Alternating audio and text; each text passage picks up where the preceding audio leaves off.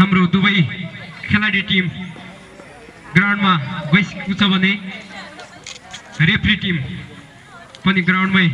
गइरहेको छ।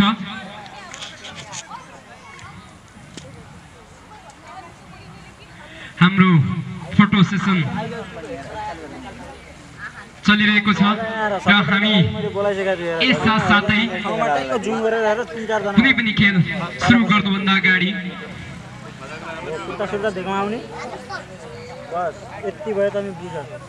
राष्ट्रपति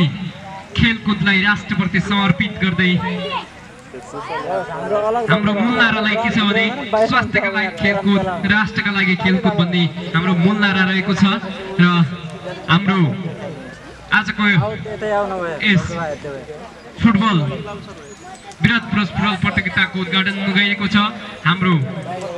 अहिले फोटो सेसन चलिरहेको छ भने अब लगत्तै हाम्रो खेलकुदको